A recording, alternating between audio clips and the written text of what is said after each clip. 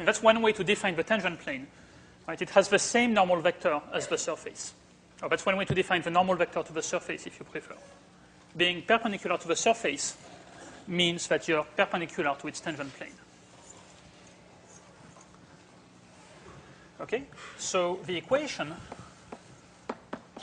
is, well, 4x plus 2y minus 2z equals something, where something is, well, we should just plug in that point. We'll get 8 plus 2 minus 2.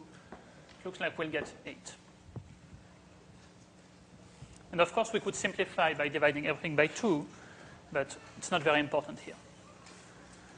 Okay, so now if you have a surface given by an evil equation and a point on the surface, well, you know how to find the tangent plane to the surface at that point.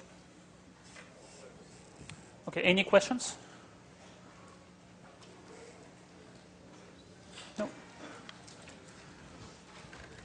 Okay, let me give just another reason why, another way that we could have seen this. So I claim, in fact, we could have done this without the gradient, or using the gradient in somehow a disguised way. So here's another way.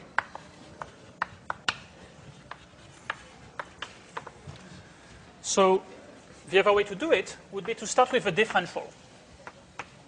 Okay? dw, well, it's pretty much the same content, but let me write it as a differential. dw is 2x dx minus 2y, plus 2y dy minus 2z dz. So at the given point, at 2, 1, 1, this is 4 dx plus 2 dy minus 2 dz. Now, if we want to change this into an approximation formula, we can. We know that the change in w is approximately equal to 4 delta x plus 2 delta y minus 2 delta z. Okay? So when do we stay on the level surface? Well, we stay on the level surface when w doesn't change. So when this becomes 0. Okay?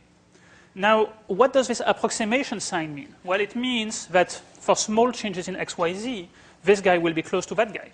It also means something else. Remember, these approximation formulas, they are linear approximation. They mean that we replace the function, actually, by some closest linear formula that will be nearby.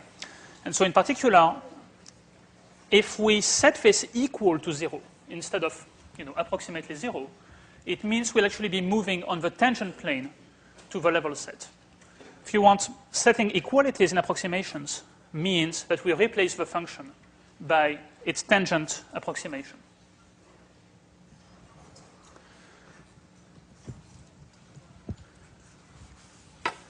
So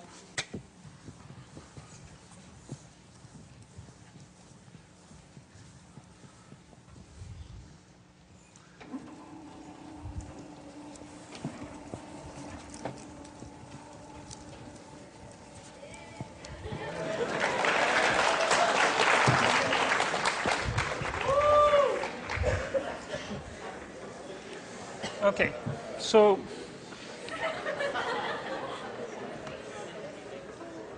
the level corresponds to delta w equals 0, and its tangent plane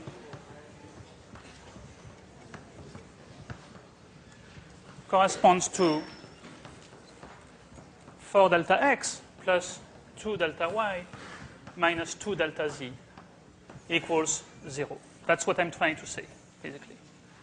And what's delta x? Well, that means it's the change in x. So what's the change in x here? That means, well, we started with x equals 2, and we moved to some other value x. So that's actually x minus 2. Right? That's how much x has changed compared to 2. And 2 times y minus 1 minus 2 times z minus 1 equals 0. That's the equation of the tangent plane. it's the same equation as the one over there.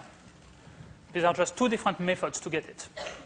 Okay, so this one explains to you what's going on in terms of approximation formulas. This one goes, right away to the answer by using the gradient vector. So in a way, with this one, you don't have to think nearly as much. But you can use either one. Okay, questions? No? Okay. So let's move on to a new topic, which is another application of a gradient vector. And that is directional derivatives.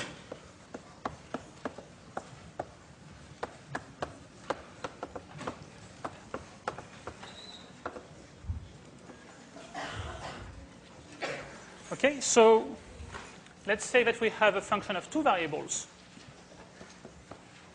x and y.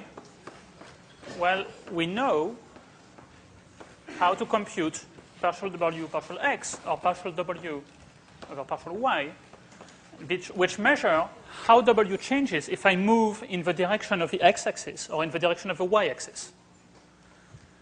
So what about moving in other directions? Well, of course, we've seen approximation formulas and so on, but we can still ask, is there a derivative in every direction? And that's basically, yes, that's the directional derivative. Okay, so these are derivatives in the direction of I hat or j hat, the vectors that go along the x or the y-axis. So what if we move in another direction, let's say in the direction of some unit vector? Let's call it u.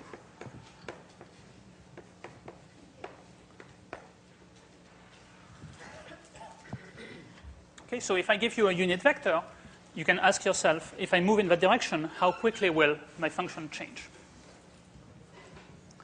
So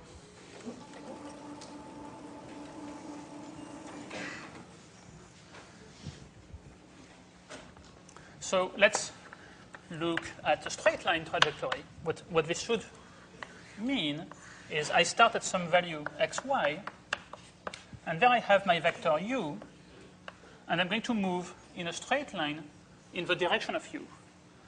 And I have the graph of my function.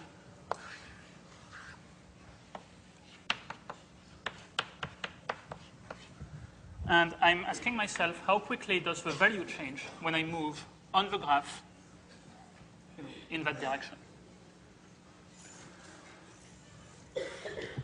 Okay, so let's look at a straight line trajectory.